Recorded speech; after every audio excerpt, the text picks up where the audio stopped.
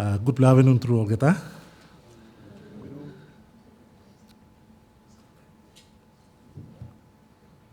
Long Maki Mouse Plong Yumi.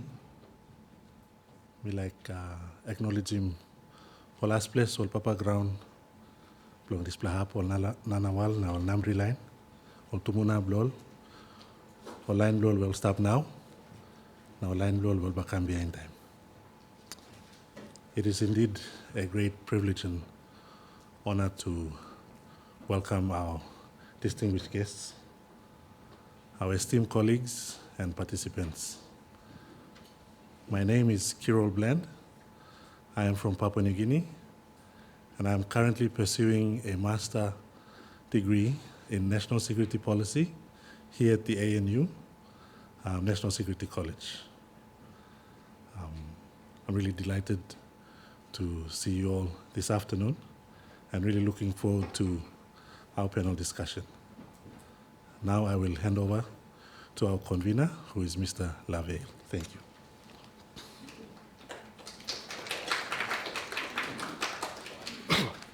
So, good afternoon, everyone. Welcome to the panel on responding to corruption and money laundering in PNG. My name is Maho Lavelle. I'm a second-year PhD candidate in applied economics at the Crawford School of Public Policy. On the 13th of February this year, the Financial Action Task Force formally placed Papua New Guinea on its list of jurisdictions under increased monitoring, commonly referred to as a grey list, following the FATF plenary held in Mexico City. So to discuss PNG's grey listing, we have three experts spanning academia, government, and the private sector. So these experts are Michael Kabuni, who is a PhD candidate here at the Department of Pacific Affairs, and whose research focuses on anti-money laundering regimes in PNG and the Pacific. Accompanying him is Dr. Eric Kwa, who is the Secretary of the Department of Justice and Attorney General in the Papua New Guinea government. He's also the co-chair of the PNG National Coordinating Committee on Anti-Money Laundering and Counter-Terrorism Financing. And with Dr. Kwa is Emmanuel Auru, who is a PNG lawyer and the principal and co-founder of a company called Kiva Financial Crime Advisory Limited in PNG. So before I invite Michael up to the front, I will briefly describe the format of our panel session. So Michael will give a 10-minute presentation describing the context of the anti-money laundering regime in PNG, followed by a 45-minute discussion with me asking questions to the three panel members, and then we'll have a 30-minute Q&A opened up to the audience. So without further ado, Michael.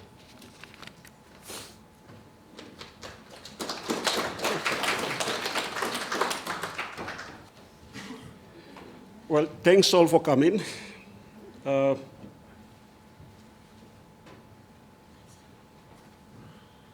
Yeah, so I've been researching this thing for the last 4 years. The question that often comes up is how much money is being laundered from PNG, now that PNG is grey listed, you know. Also, how much the percentage of corrupt money. And there, depending on who you speak, you got different estimates of the amount of money that's been lost through corruption, anywhere from 10% of the budget, and some would say that's an understatement. So what I did was I looked at successful prosecutions instead of looking at, estimates. And I picked cases that went before the courts and were successfully prosecuted, and that involved at least 500,000 and above. And I tried to pick cases where corruption and money laundering intersect, because corruption is essentially money laundering, right, under PNG laws. You can pursue a misapplication case. You can also pursue that case as a money laundering case. So the question was, since the first money laundering laws, how many cases have Papua New Guinea successfully prosecuted? It comes up to, the total amount of money involved comes up to about 218 million. Right? Now, these are cases that could have easily been pursued under money laundering as well, but it was pursued as corruption cases, misapplication, and others. This is an interesting point because APG concluded that there were only 3 successful money laundering prosecutions in Papua New Guinea.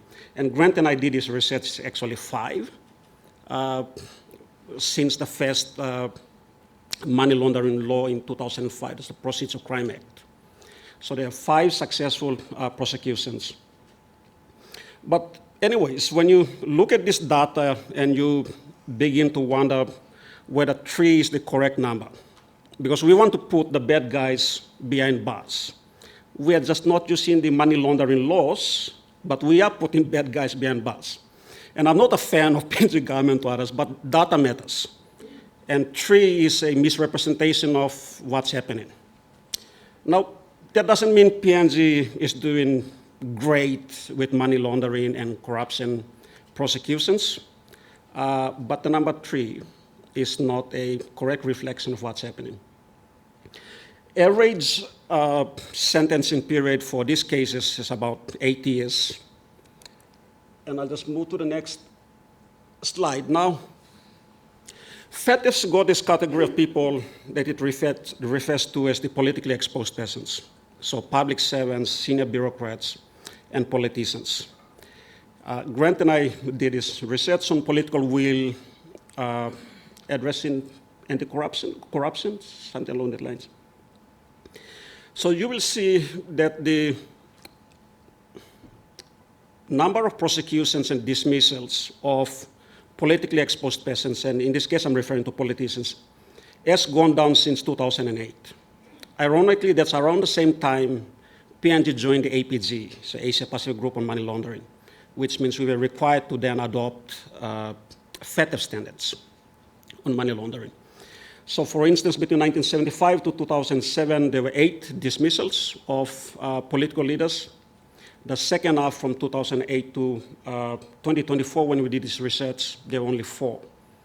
And that's consistent across different categories. There is a law, I believe, and there are lawyers in the room. If you are a public official and you have been prosecuted for, let's say, misappropriation, and you resign, the leadership tribunal cannot pursue you.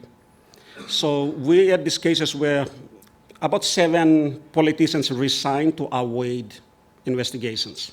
Now, that doesn't stop other arms of the state and the corruption agencies to come after you. So the state pursued these cases and successfully imprisoned 2, right, the 5 escaped. Now we come to gray listing, and I'll explain this in a minute, it's a bit confusing, but at the top, so FATF uses minimum thresholds to look at how countries are performing and determine whether these countries should be gray listed or, in worst case scenarios, blacklisted. The first criteria is that if you have a total of 20 non-compliance or partial compliance, all right, more than 20, then you're referred to the ICRG, and once you're referred to ICRG, there's really no escaping, all right, you can be gray listed. So when you look at the top bar, when PNG was first evaluated in 2010 and the report came out in 2011, it had about combined 32 non-compliance and partial compliance. Now, PNG did do a great job in between 2010 and 2024, brought it down to 23, but that still exceeds, 23 exceeds the minimum threshold. And this is why I think the PNG government sometimes in the media talks about, oh, we only got 3 or 4 things to fix and we'll be fine, all right?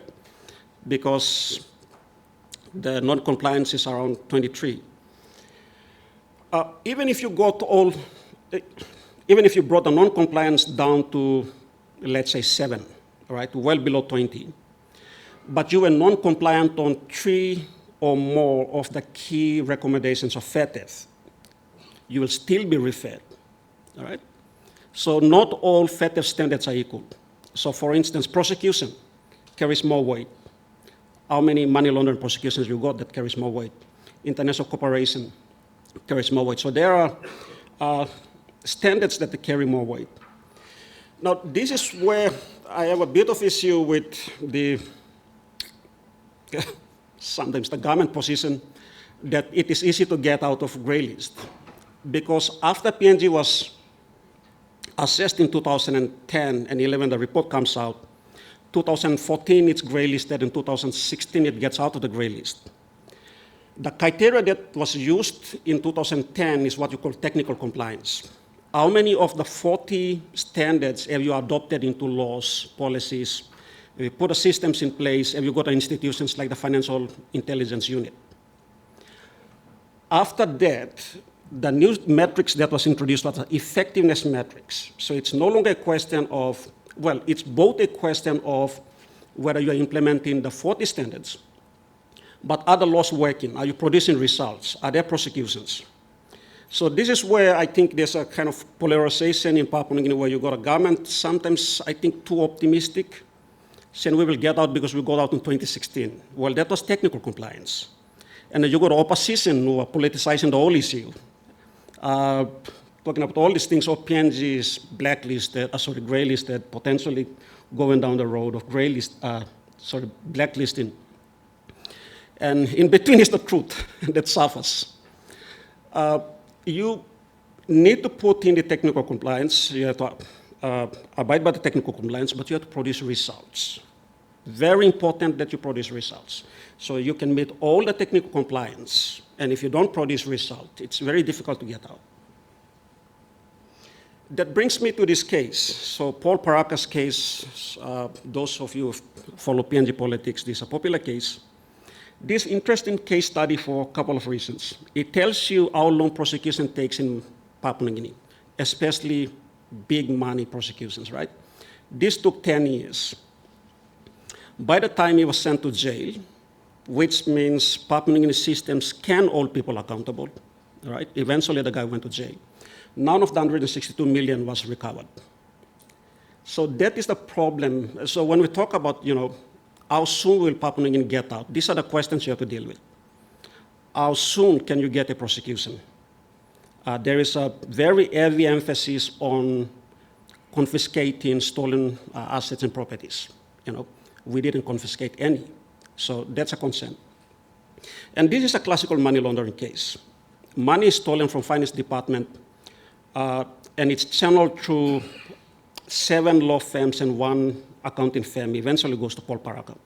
Interestingly, this case wasn't pursued as a money laundering case. And we can talk about it later during questions. The Catmo case is regarded the biggest money laundering case. I put it up here because it is not a traditional money laundering case. It is a drug offense. Catmo has possession of 600 kilograms of cocaine, is trying to fly this cocaine outskirts of Port Moresby, the plane crashes. Goes to Australian ICOM, and the Australian ICOM hands him over to the police. And even though it was a drug case, it was pursued as a money laundering case. And the reason why I think it was pursued as a money laundering case was because the Drug Act 1952 at the time was so outdated. The maximum penalty this guy could have gotten is 2 years for 600 kilograms of cocaine, right? So I think the prosecution went legislation shopping, found the one that would give them the highest penalty. And because our AML-CTF law is so broad that if you are in possession of criminal property, that's a money laundering case. He was charged under money laundering and is 7 times. And by the way, we have 370 of these laws that are outdated by more than half a century. And there's not much attention to update the laws, repeal, amend the laws. Now, I wanted to put this up, and I got this idea from Grant. Let's think of this as a geography of naughtiness, all right? So essentially, we are talking about power. Who has power to set the indices to measure compliance, and what kind of compliance, what kind of issues are we measuring? So on the other side is all the countries, well, the top, well, I got a first 20, right, countries on the gray list. And this was before, I developed this graph before PNG was placed on gray list, but you can substitute one of these countries with PNG. So this is when you look at FATF list. But then when you look at the destination where the money is going, this graph is inversed, right? And Grant's got this interesting graph where it's got corruption perception index and financial secrecy index. So when you use in the region, when you're looking at corruption, guess which countries goes to the very top? Corruption perception index. Or Papua New Guinea. So that's not too obvious. So I have to say that. Now, when you use the financial secrecy index, you have an inversion. Which country goes to the top? In the region. Australia. All right? So sometimes you hear people referring to Australia as the Cayman of the Pacific. It's basically referring to this destination where most of the money is going. But then the financial secrecy index does not attract as much attention as the gray list, all right? It's not really a set penalty, but how countries are treated is very different. Gray listed countries are treated differently from countries that rank high in the financial secrecy index. Now, the implication matters. I don't know why this bottom part is erased. But what I wanted to show you with this, this figure is that since 2011, the remittance that are sent out to countries has been dropping, all right?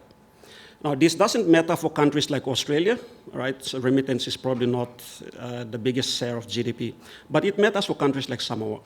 It matters for countries like Fiji. It matters for countries like Tonga. So Tonga, for instance, 46% of their GDP comes from remittance. Fiji, remittance is the second highest earner of foreign currency. Samoa, it's around 26% of the GDP. So because of these AML-CTF requirements, there's been a crackdown on money-sending organizations, higher scrutiny on banks, and it's affecting, all right, the GDP of country, and it's an existential question for countries like Samoa, Tonga, Fiji. For PNG, we don't have diaspora. Our getting visa has been a bit of a challenge for us. But our concern is the unbanked population. We have the highest unbanked population in the region, among the highest in the world.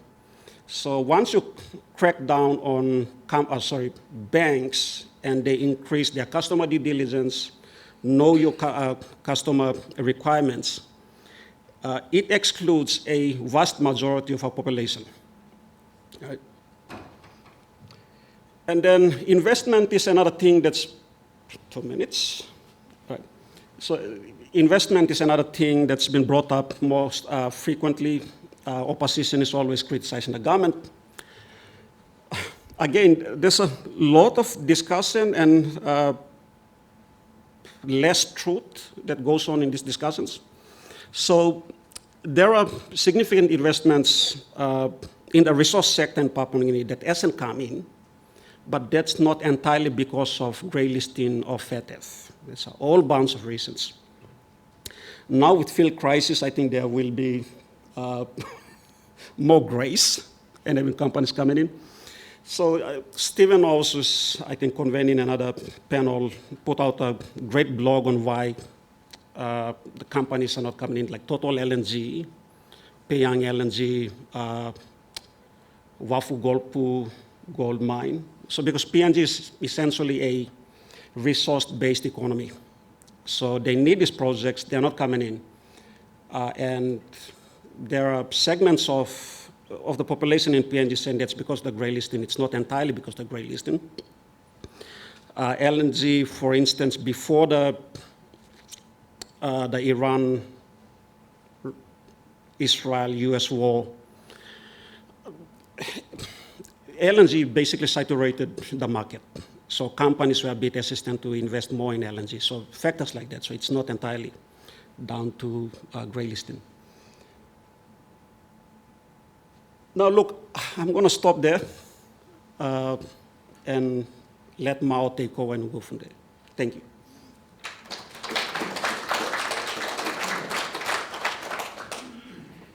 So thanks, Michael. So we've got our three panelists, and I have questions for the next 30 minutes. So to each of our panel members, could you tell us a bit about the work you do, and from your perspective, what are the main challenges and opportunities in responding to money laundering and corruption in Papua New Guinea? I think we'll start from the far right, and then we'll end with Michael. And we've got a roving mic as well on the table. Thank you, Mao. Afternoon, everyone. Grateful to be here and grateful for the opportunity. As Mao mentioned earlier, I'm the principal of Kiva Financial Crime Advisory Limited in Papua New Guinea. We assist businesses and government departments with identifying gaps and weaknesses within the systems or their operational systems and frameworks. And then we help them with building up appropriate frameworks or controls to monitor and mitigate those risks. So that's essentially what we do and how we assist businesses in not only just the financial sector, but just all across, because we're looking at the gaps and weaknesses within business systems. Dr. Kwa? Thank you, everyone, and thank you to ANU and our team for inviting us to join this very important conference. I've been on this journey for the last 8 years, so I will correct some of the things that Michael has said, because I've been in the engine room. So I'll give you some facts and figures just in relation to some of the issues that have been raised. I was the one who went and got a decision of FATAB in Mexico as the co-chair of the National Coordinating Committee of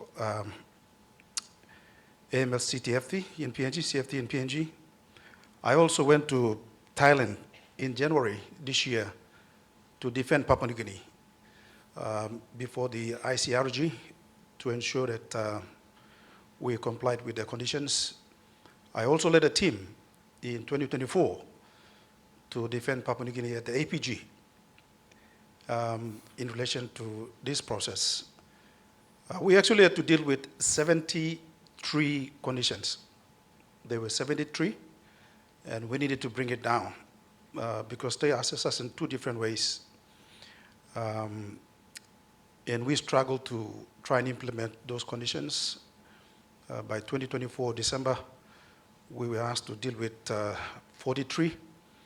And then by last year, we were asked to deal with, of the 43, if we could be able to reduce it down. There is a particular mechanism they call the immediate outcomes, and that is the 11 immediate outcomes. And under those immediate outcomes, they then categorize these different conditions. And so in February this year, when we went to Mexico, we came back with 7 conditions that we needed to comply with in the next 2.5 years. So I'll explain a lot more of this as we go through the session. Thank you. I think we all know what Michael does. So for each of the panelists, and either of you, if it feels relevant to you, can answer this. PNG's grey listing, from your perspective, what were the key gaps that led to it? So let me answer that. The key element in PNG is about actually enforcement. It's really about enforcement. We have the laws, we have the institutions, we have the systems, but it falls on enforcement. And we've been held to account because, as Michael said, we've not done enough prosecution So let me explain a little bit to you how it works. The way it works is this. So there is a unit called the Financial Intelligence Unit. In Papua New Guinea, we call it FASU. It sits with the central bank, but outside the central bank. And what it does, it monitors the financial institutions. And it ensures that the financial institutions are complying with international standards. In Australia, it's the same. FASU has access to all the bank accounts of everyone that banks. So what FASU does, even in FIU in Australia, in Austrac, what they do is they get quarterly reports from the financial institutions. And through those reports, they assess the flow. So, for example, if Dr. Nauruni had an account, we will know that a salary from ANU is this, consistently. But then there might be a search in a transaction that immediately raises a red flag. So the banks will be asked by FIU, what was this transaction about?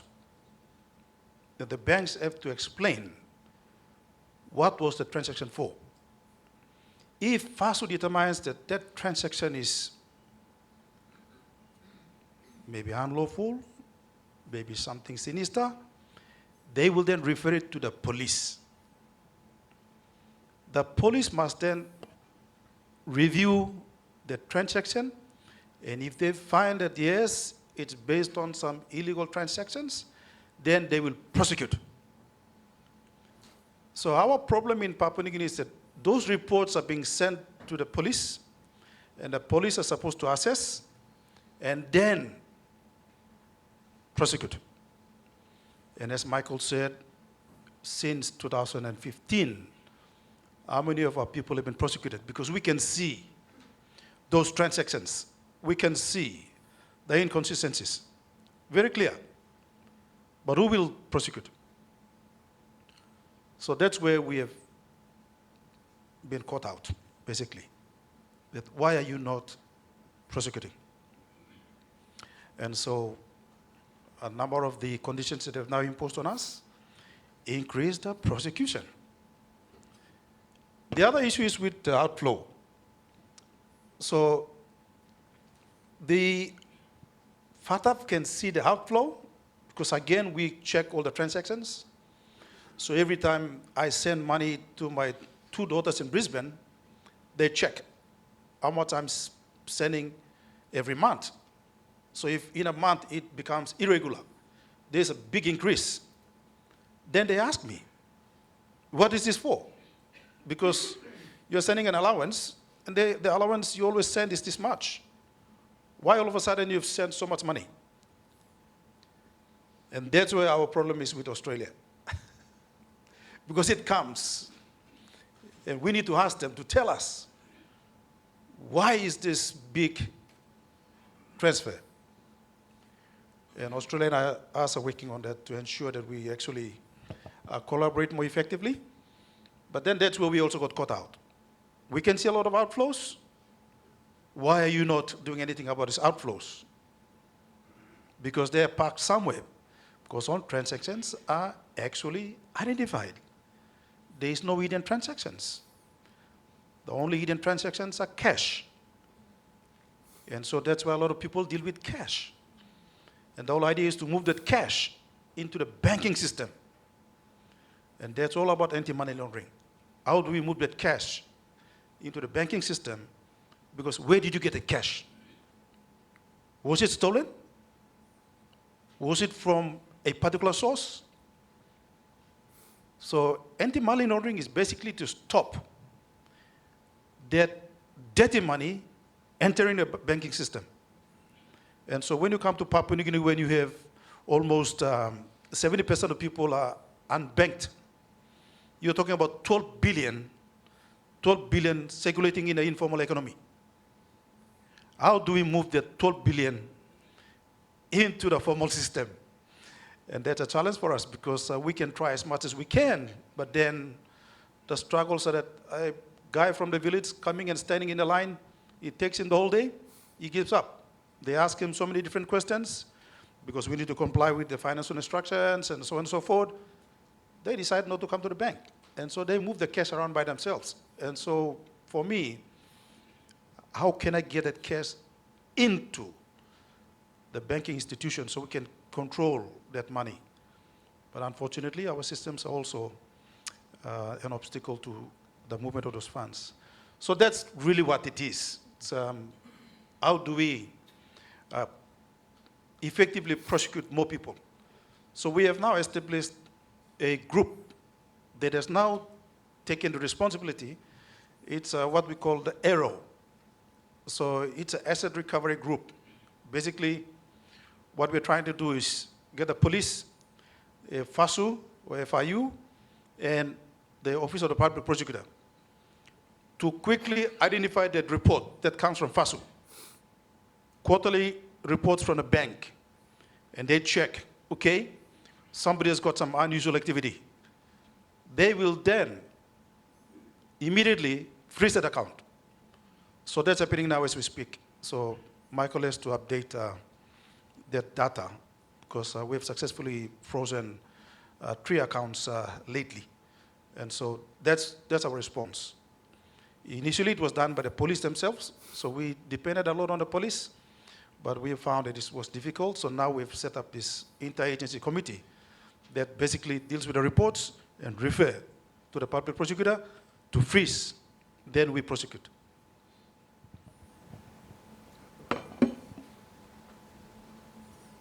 Yeah, I sort of, well, probably adding on Dr. Kwa, I don't think it's just prosecutions, because when you're dealing with the money laundering, you have to have a holistic approach.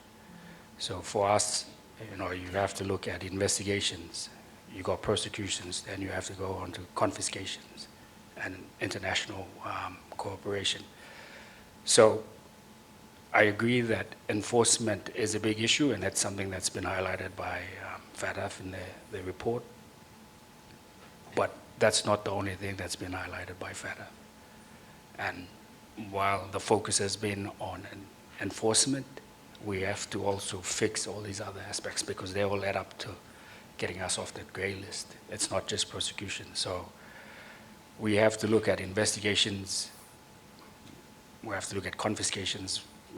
What Michael put up there about the Paraka case. Took 10 years to run that case and get a verdict. But within that 10 years, we haven't recovered 160 million.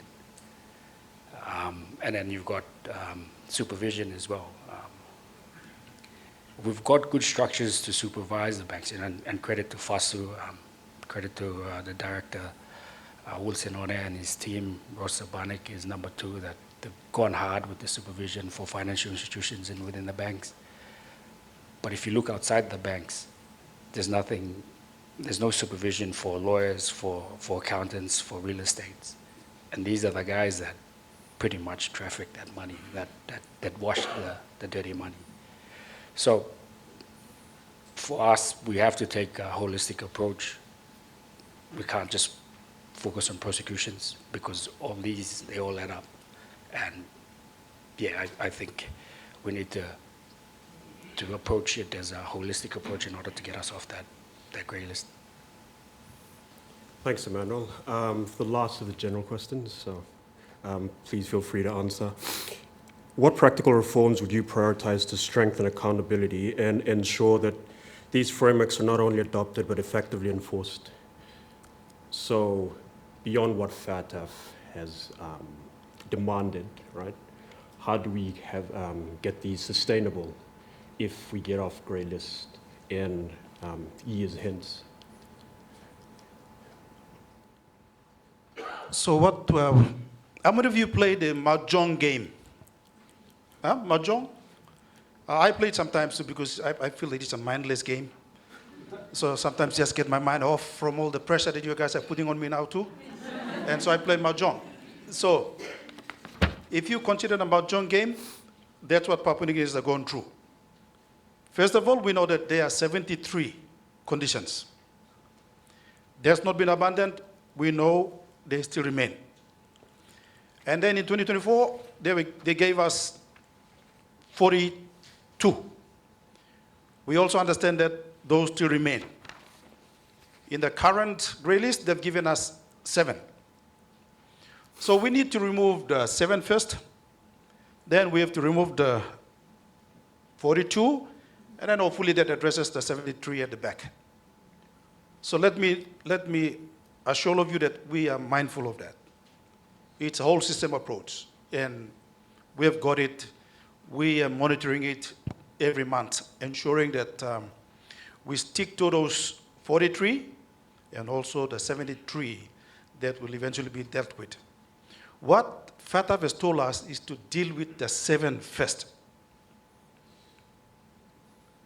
Now, as a public servant, they've also told me that we are going to be reviewed again in 2032. So in 2022 to 2032, and by next year, if we get off the gray list, which we think we can, and I can assure you that we can, we will still be assessed immediately. Almost 4 years later or so, we'll be assessed again. And that's because of the fact that FATF rules change on a very regular basis. In 2010, we were assessed on different criteria. We tried to comply with it. Come this time, that criteria changed. And we're pretty sure in 2032, it will change again. So in the whole of the South Pacific, it's only PNG that is a member of the APG. And we are the ones who get more access because our economy is bigger. The bigger your economy, you fall within this review process. So we get targeted because our economy is big. We got an economy up to almost 110 billion. And so obviously we'll have to match those conditions set by FATF. Currently, what we're doing is that we're dealing with those 7 critical items that we need to deal with immediately. So as I speak, we're getting the first 4 out of the way because we need to report in September this year that we've already addressed the 4. And the 4 are basically law reforms. So we have worked in the department to push for those amendments to those various laws to ensure that we meet those requirements. By February next year, we have got to have already addressed 2 others on top of the 4. And then by the middle of the year, we should have covered the final item. Those are the main items, but at the bottom, we are also dealing with all those other matters. We have not forgotten them. We are mindful of that. And so I am currently calling monthly meetings just to check on what's happening, give us reports, those who have got those conditions under the different, what we call IOs, immediate outcomes. You from the Investment Promotion Authority, what have you done? You from the Internal Revenue Commission, what have you done so far? You from the Securities Commission, you got these conditions, where you up to at the moment. So there are 24 agencies that we are tracking to ensure that they're meeting those conditions that have already been set. And so it's a challenge for us, but we think that if we can be able to address those for this year, we're addressing those law reform, but we also need to go produce a document called the Risk Assessment Report. And the Risk Assessment Report is almost ready. We're also supposed to produce a national strategy that's also almost going to be finished. We hope that it will be ready by September. So hopefully by end of this year, we would have covered at least 6 of the main conditions. But we'll deal with the rest of it as we go along. Now, I know that there is this issue about we might get into the blacklist. Please don't dream too much on it. The only 2 countries in the gray list are South Korea, North Korea, and Iran. They're being in the blacklist. So please don't put us there. We won't go there yet. I think FATF is very, very generous as well. They also understand. I think the key concern by FATF is that, are you cooperating? Are you doing something? Are you doing things that will help the process. And I can assure you that in February, when I was staying in Mexico, they came out very clear, stating that Papua New Guinea has been very, very cooperative. And that was one of those big ticks that we got walking away from Mexico. That Papua New Guinea is concerned, they're serious, and we've been very cooperative. And so, for me, yes, Michael is right. As soon as you go out to the APG, get into what we call the SIP, Strategic Implementation Plan, in the ICRG, you're locked. You cannot get out. In fact, when you look at the history of the grey listing, a lot of other countries are going into grey listing as well. Australia is being assessed at the moment as well. So Australia is going through its mutual evaluation as we speak. And so a number of our people are also assessing Australia in terms of this process. So we assess each other. So I've got experts in our government system that assess other countries as well. So we've been assessing Japan. We assess, not long we're going to assess Samoa and Tonga, and they've also assessed us as well. So it's all a lot of cooperation, it's all partnership. I think the whole idea is to work together to prevent stolen money, illicit money. That's all it is. And if we are able to cooperate in the bigger picture, I think that's a good signal. So Papua New Guinea is very clear. The Prime Minister, the ministers, they've committed themselves to this process. And the Prime Minister wants us to ensure that we get out of this list as soon as possible. But a lot of challenges remain. Thank you. Still with Dr. Kwa, do you see any major institutional constraints that cannot be addressed internally? And how do you see that your PNG's development partners assisting? Well, at the moment, we have 11 development partners who have come forward, and they're providing technical assistance. So I have willingly accepted the offer, and we bring them on board. So the different development partners are supporting us. We do not think that we are there yet, but we need all help.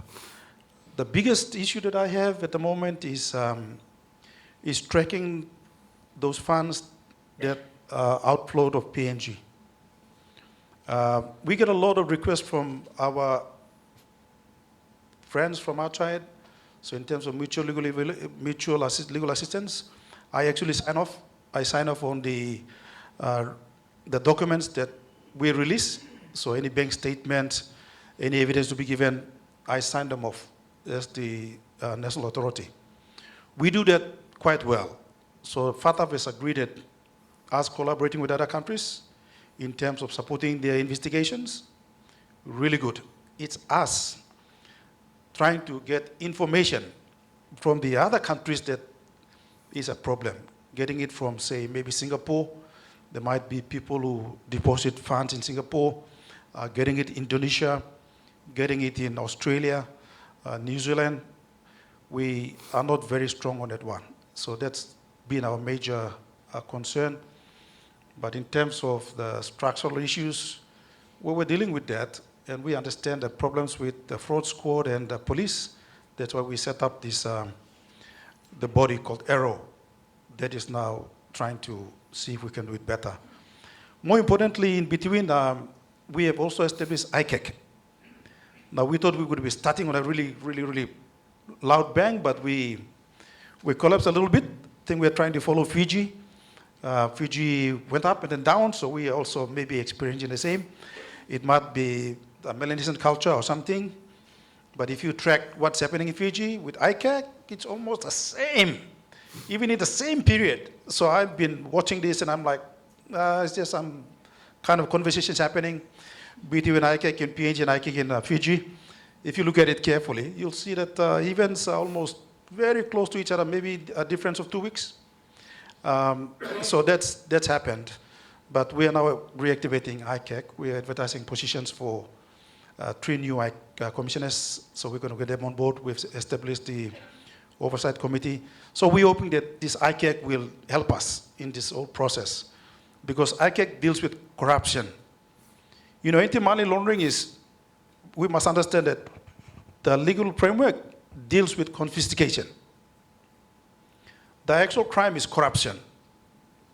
It's stolen money, it's fraud, it's bribery. And so if we are able to target the corruption issue there, then it supports anti-money laundering. So in terms of Michael's assessment of the Paraka case, well, we couldn't charge Paraka under the anti-money laundering law because the events happened before the law that came in. And so we couldn't get him on anti-money laundering, but we got him on misappropriation, which is already a criminal offense. And so that's how we caught Paraka. We couldn't get him on anti-money laundering because the law came in later. The events happened before. And that was the catch that we needed to deal with. As I said, and he's right. Unfortunately, we couldn't recover the money.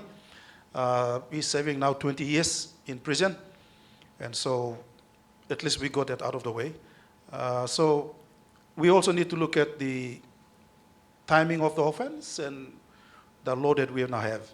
And so currently, we're going to go back and amend a number of those laws in the May sitting, and we hope that we can be able to close the gaps, and we can be able to lock all those things into corruption, and that's where ICAC can come in. ICAC can deal with those matters, and we can deal with anti-money laundering in terms of confiscation. One of the big issues that we have had over the last couple of years is that we couldn't open up 2 trust accounts because we cannot confiscate unless we have 2 trust accounts. One is for the confiscation to go in there temporarily, and we hold it. And then the other one is to permanently confiscate and then give it back to the state. Those 2 accounts were not set up for the last 5 years. We finally got it this year. So, systematic problem. But we have not got it, so we're hoping that we can prosecute more and confiscate those assets into those trust accounts. So that's a lot of issues that we are dealing with, but anyway, we'll get there.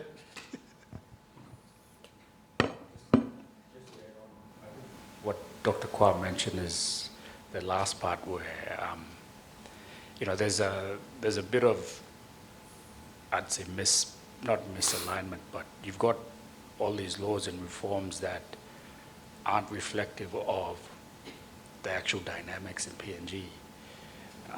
There's a great line that Her Excellency mentioned this morning in his speech about designing for smallness to strengthen governance.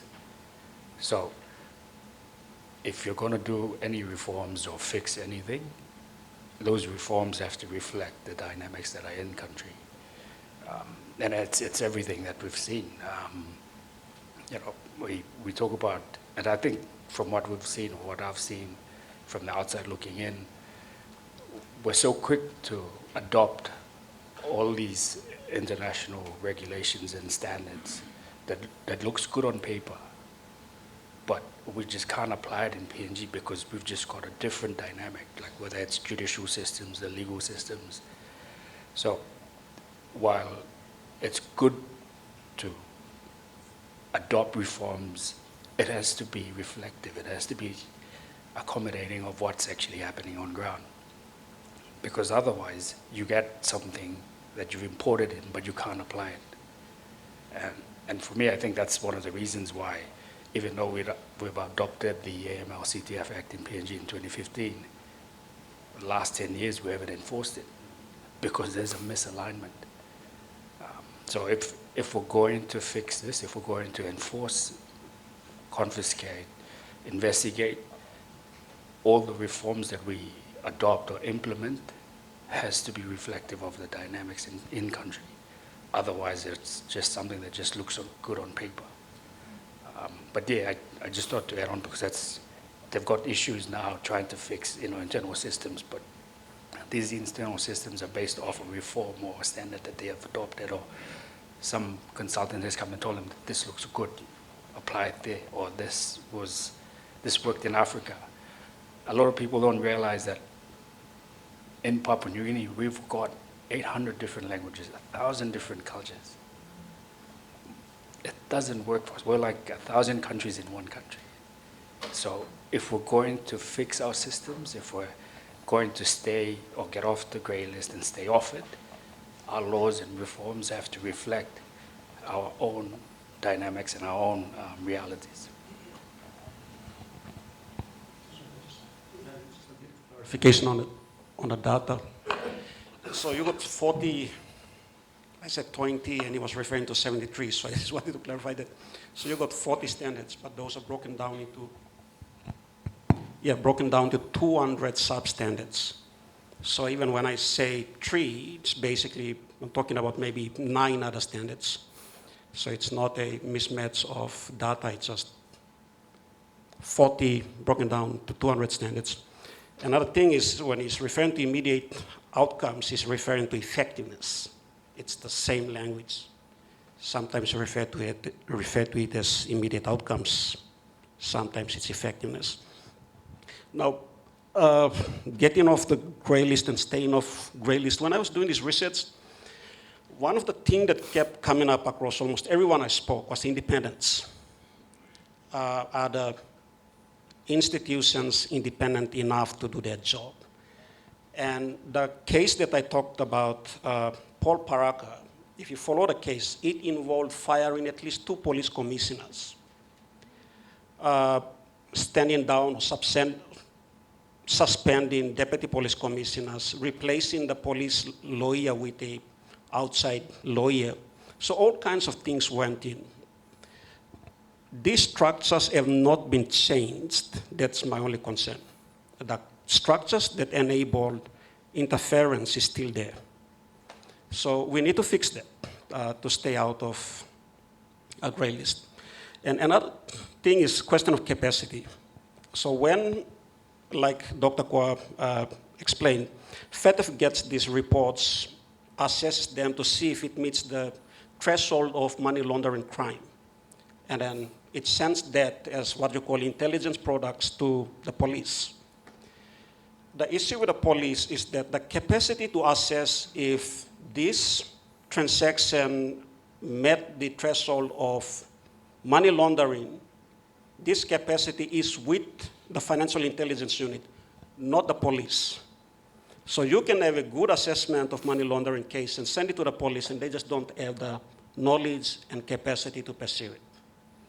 So it's going to take capacity as well, and capacity in the right places. Thanks, Michael. We'll open questions to the audience. Are there questions? We have a roving mic here. I think we'll take 2 and then get them to respond, and then we'll get another 2. Okay. Hi, everyone. My name is Majika Luz. First of all, I just want to say thank you for your service to Papua New Guinea through all of our panelists. My question is coming from a perspective as a young person that I grew up in Papua New Guinea, but now I work here in Australia. How do we ensure that the efforts that, so a lot of stuff was mentioned today about the challenges that Papua New Guinea is facing, but how do we ensure that these efforts address corruption and are not just adding new institutions, but are actually fixing the systems so that these challenges aren't passed on to future generations in Papua New Guinea? We'll take another question. Thank you. Just one question regarding Michael, you just mentioned about capacity of the institution. So how do you define, or how do you see capacity and political alignment, how they are different? And how does the, like they say, dynamism, how does the, you see the culture of whoever is working in an institution, like I was trying to say that, see the difference between capacity and political alignment of officers working in an institution. There were 2 questions, so I'll probably take the easy one and I'll respond to the first one. I think the only way to address this is that as us Papua New Guineans, we need to take that first step. Like, we can't wait for the next generation. It has to start with you and I. We have to be on the front foot. We have to take that lead. That's the only way we're going to change it. And it's got to take like these type of engagements, coming out providing voices to these issues so that we can fix the issues back at home. And that's the only way we want to fix our problems. You know, despite our challenges in Papua New Guinea, we're still a young country. You know, we're just 50, going 51 years old. And there's a lot of potential for us. You know, our country is on the brink of, you know, something good. Like I always believe that you have to go through these storms because it's setting you up for something better. And we're fixing these issues now because we've got something bigger, better coming. And it needs all of us to be on the same page. We have to start from a clean slate. And despite what people are saying about the grey listing, I think it's a great thing because it's forcing us, Papua New Guineans, to cut ties with all these dirty habits that we've got, that we've built over the years. You know, it's forcing us to look into the mirror, to look at the problems within our systems and fix them. So for me, the grey listing, I think it's a blessing. I think it's setting us up for something great that's coming. But it requires us to put in the work now to fix the systems in order to ride that great wave that's coming.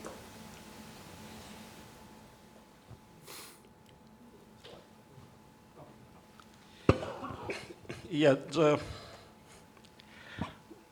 when I was doing my research, I spoke to like 110 key informants, so everyone from politicians to bank officials, compliance officers, policemen, and some of them were actually in favor of grey listing.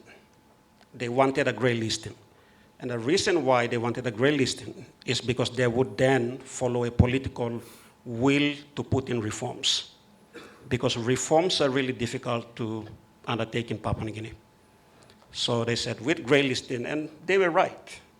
If you look at the government response now, I don't think we would have gotten that response without grey listing, and I have all the respect for Dr. Kwa. But getting meaningful reforms in Papua New Guinea is difficult. So grey listing has got some political will involved. And hopefully that will take to strong reforms that are sustainable. On the next question on political alignment and capacity, I'm not sure whether you're referring to political appointments and having people appointed on merit to do the job. Is that?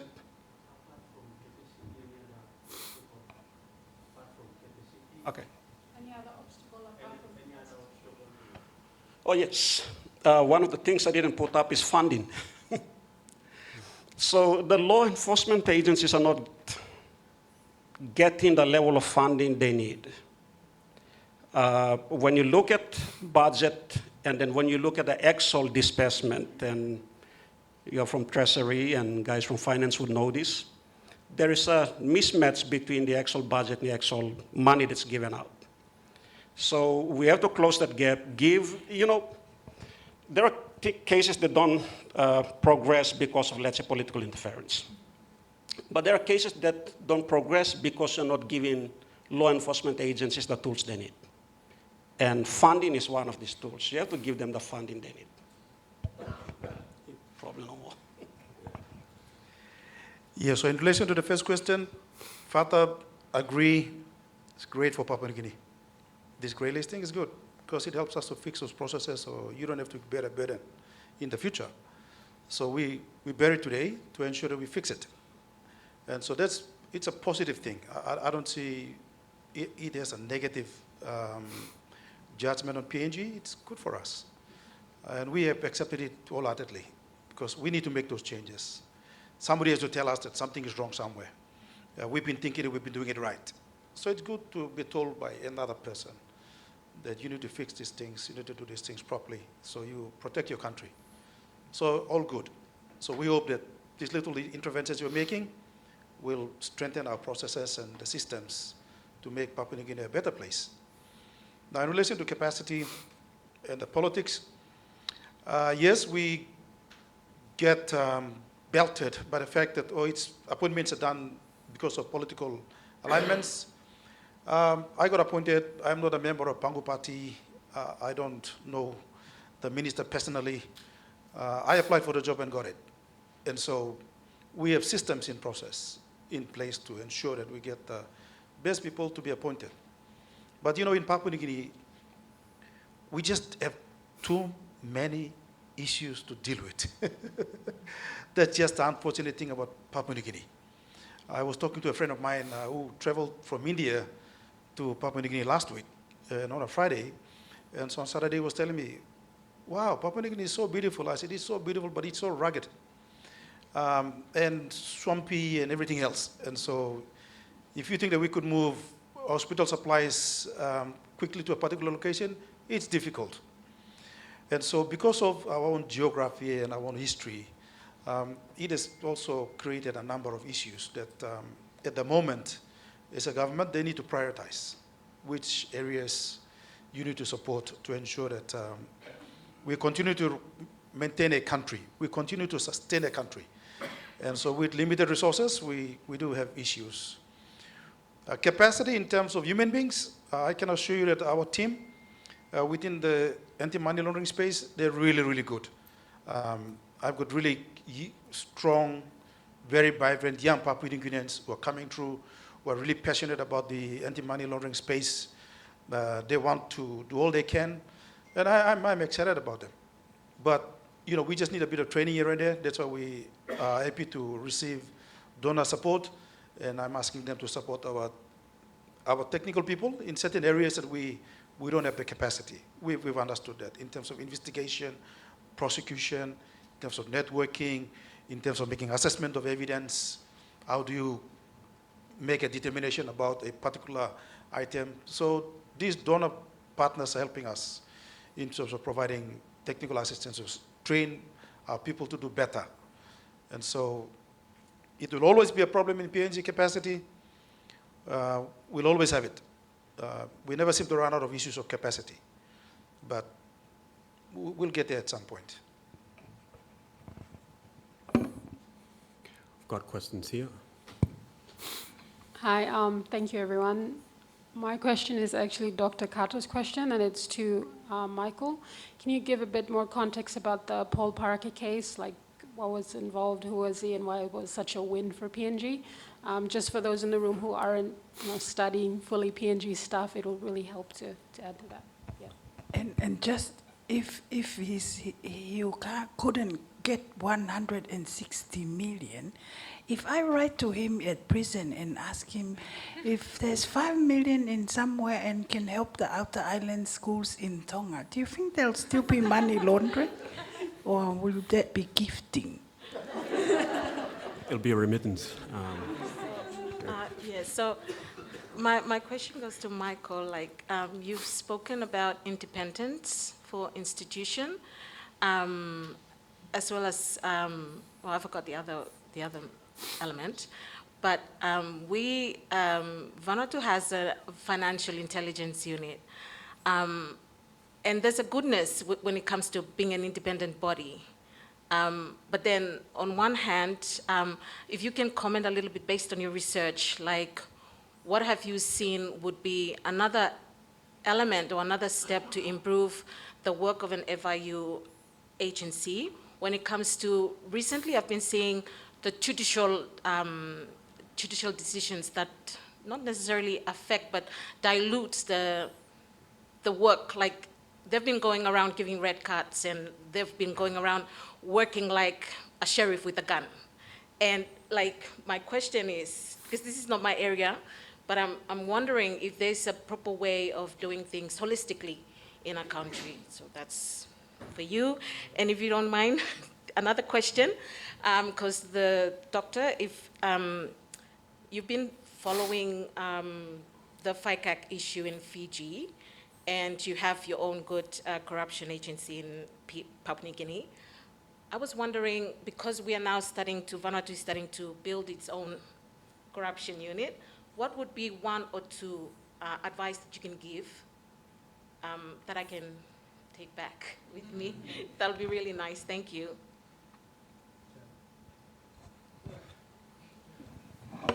So that's a question for the doctor, but be very careful who you appoint, especially if they are from overseas, as commissioners. That was supposed to be a joke. Yeah, I'll leave Dr. Kwa give context on the Paul Parker case because I told you everything I know, which was Paul Parker law firm was one of the, if not the biggest law firm at the time, and it was helping take state cases, like claims for against the state, right? And it was billing the state. Now, that service was cut off, but then it somehow went on billing the state and getting paid. And 162 million, we are talking about the money that he was not supposed to get. Money got without rendering services to the state. And there's a whole lot of politics around it, who signed it, who approved it, because it's a private law firm. It doesn't walk into the finance department and get 162 million. Someone signs off on that. So it became a very political issue. And as part of that case, they went after our former prime minister, the investigation body that was set up to help with the investigation, went after our former prime minister, and that body was defunded and disbanded. And appointments suspended, a couple of deputy commissioners appointed new ones. So that went on and on up until, after 10 years, the public prosecutor successfully prosecuted the lawyer and sent him to jail. There is still questions around who approved that. That's never been settled. The money that went to Paul Parker, did Paul Parker take all the money? We don't know. And I'm not sure whether they would give you the 5 million. That would be Robin Hood. But so that's the response that Vanuatu, I don't know much about Vanuatu, but for our FASU, I would say that one of the most competent body in PNG. But their responsibilities are defined by law. So they can only assess the reports that are sent to them, and they assess to see if it meets the threshold for money laundering. They don't have the capacity to go out and investigate, arrest, and prosecute. So they are constrained. And this becomes an issue because they can only assess, and on the other hand, you got a police who have the mandate to arrest, but then they don't have the capacity, right? Technical expertise to chase the money, forensic accounting, all of these issues that goes in. That's with FASU. So we've got this, it's not really a mismatch.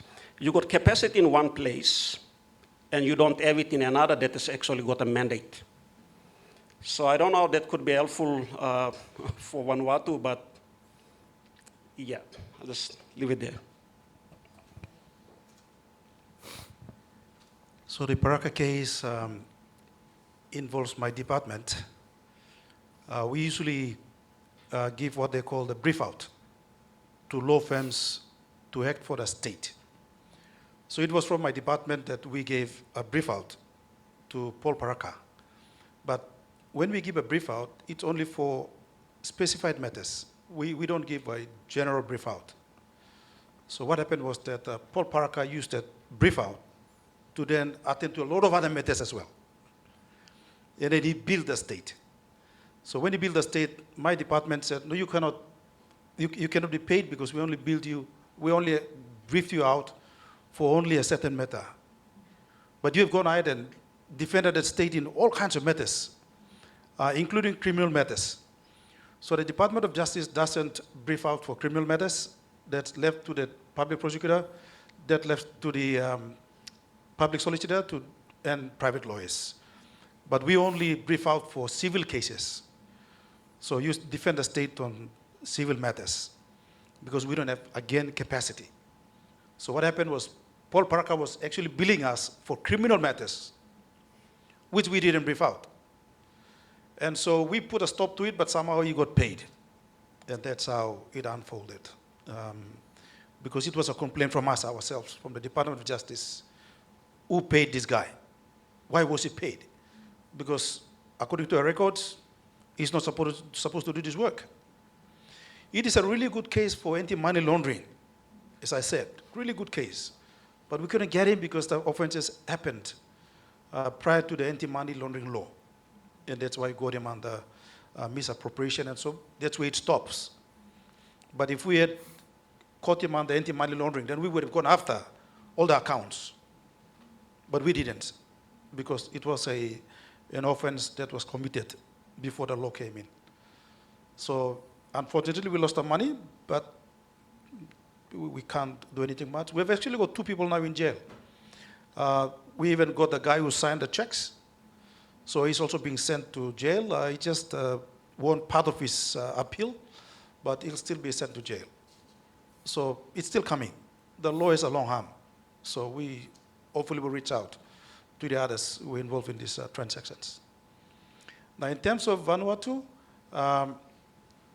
in terms of FIU, I was involved in the appointment of our director.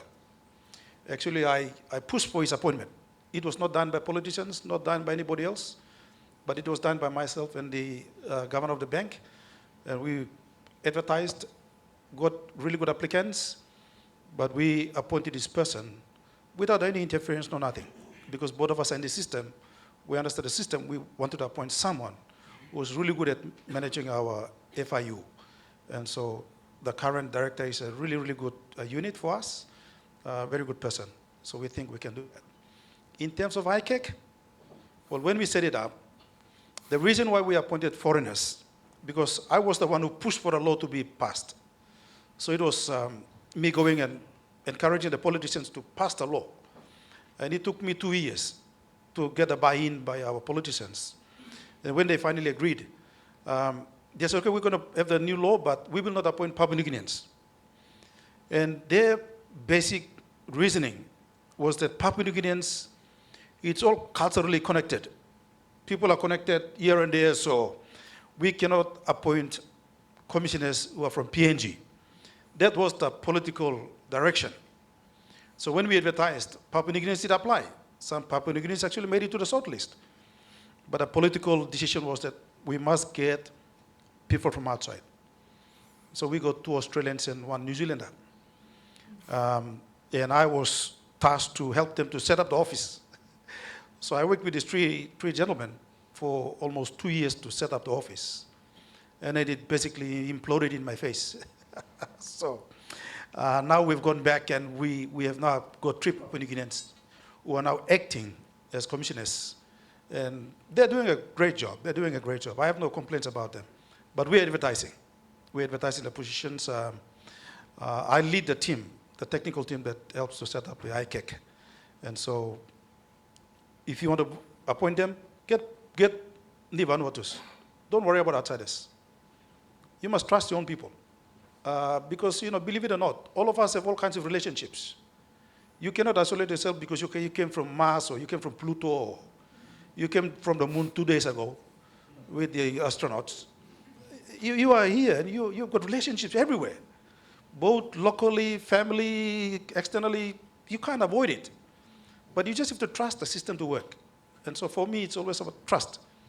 You just trust Papua New Guineans to do their job. Stop this nonsense about thinking that we are free from everything else. It's not possible. And so I'm hoping that we can get Papua New Guineans to run the organization. As I said, we've just been watching Fiji, and Fijians got Fijians, and then Fijians fought each other. So, ni Vanuatu don't fight. We need another country to join us because it's only 2 of us in the region, Fiji and PNG. So if a couple of you join us, that would be great. So we strengthen this whole process in the region. The whole process is about corruption. We need to put an end to this nonsense that destroys our countries. So we'll talk about it later. We'll tell you how to advertise and get the good guys, huh? I think we have time for 2 final questions. One in front. And one at the back.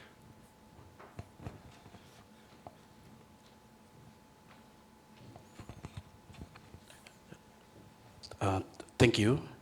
Not really a question, but just to add on.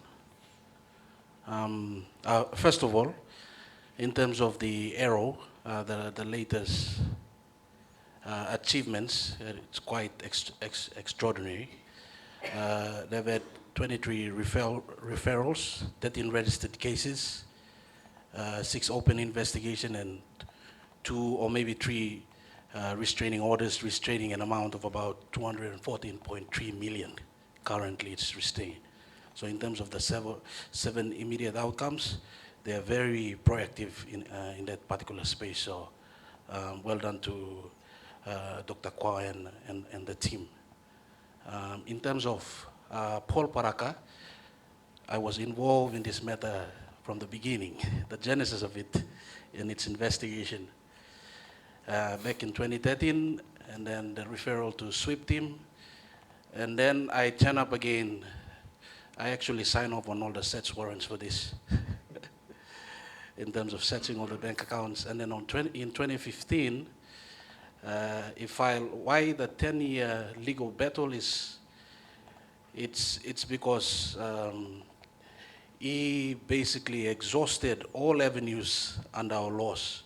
If you go and read the famous case of Wartoto versus the state, 7-man bench, there are about 11 avenues that you can exhaust, and he basically used every one of them. That's one of the reasons why this battle has prolonged for about over 10 years. 2015, he tried to permanently restrain his criminal prosecution, and I was counsel for the public prosecutor and the state. I successfully dismissed it. The very next day, he was indicted, and that started his criminal prosecution until his conviction. The 7 law firms, last week I moved an application for one of the judicial review to be dismissed. The decision will be tomorrow. If we are successful, public prosecutor will immediately prosecute this after. Unfortunately, we were unable to get him on money laundering plus the 7 law firms. But the fact of the matter is we got him. And we will get everyone that is involved. So our laws, they're effective. It's functioning. It's just something I wanted to add on. So have confidence in the legal system of Papua New Guinea. Thank you. It's very patriotic. To the back.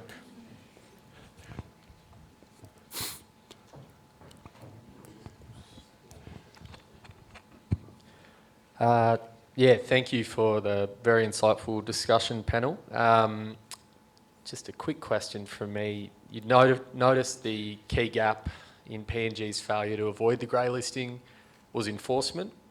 And you also discussed how enforcement issues can sort of stem from a disconnect between reform and on-the-ground reality.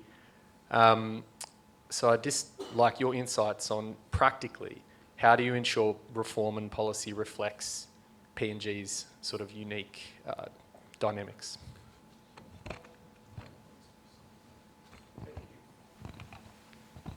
Thank you. You know, there are a lot of issues locally that we have to fix up. You know, we don't have proper infrastructures for identity. You know, identifying Papua New Guineans, their physical address. The country is heavily cash reliant. You know, we have gaps within our institutions. So for me, practically, you need to fix those systems first. Like, you need to address them in order for any reforms that you put in to have an impact. Because right now, what we're trying to do is adopt. Papua New Guineans really think the more laws we adopt, the better it'll fix all our problems. But adopting the law is just one part of it. You know, the laws are just tools. If you don't have the capacity, if you don't have the resources, or if those laws, or if you don't fix your internal infrastructures and systems, you can't effectively implement or enforce the laws. So for me, outside looking in, access to you know, identification, That's a big problem that we've got. Heavily cash-reliant economy that we need to fix. So, yeah, I think if internally, if we can fix these internal challenges that we've got, then I think would see more enforcement and more more enforcement of these corruption and money laundering cases. So yeah, we need to fix. There's a saying back home where you stay at your house, you pass them before you go out.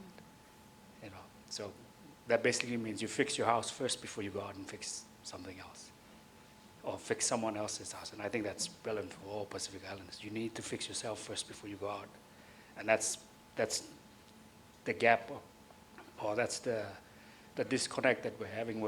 We're quick to go out and fix all these things without sorting out our internal issues first.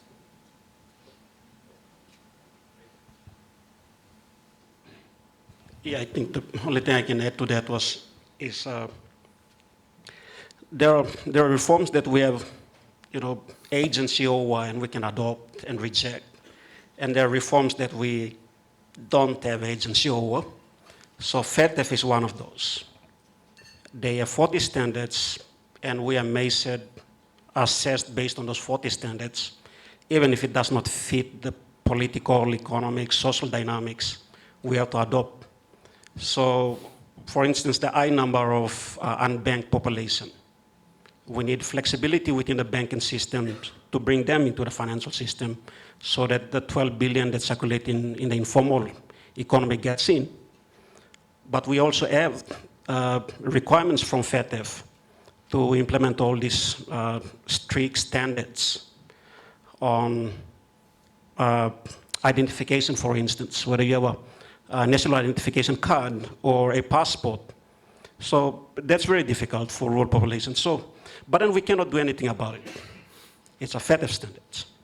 So yeah, when it comes to adopting laws, there are limitations on countries like Papua New Guinea, especially when you are dealing with institutions like FATF. Again, Michael just triggered something. Like these reforms, they should be directed at making the financial system safer, not excluding people or making it smaller.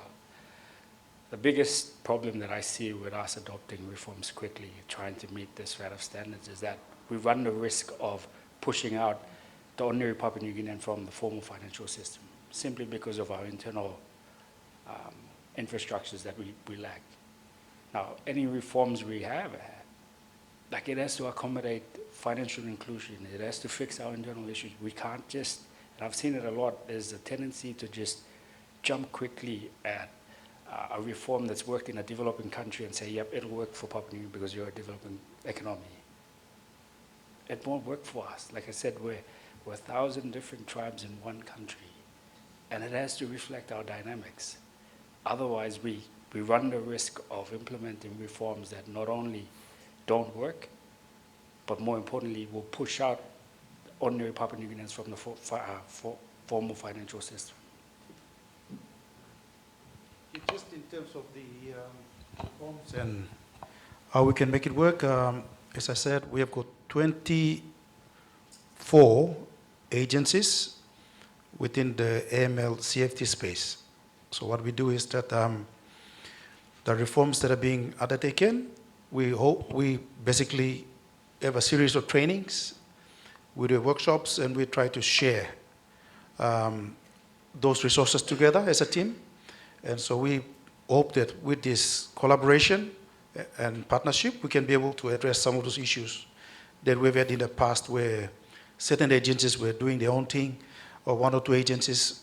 But now we're hoping that through this FATA process, that will get everybody to be at the same table, and we run through the same training and processes so everybody's aware and everybody's involved.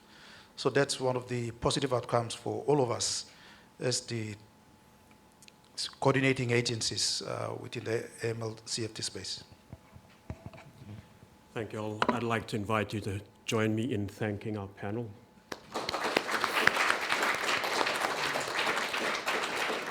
And please feel free to accost them afterwards for your questions. Thank you.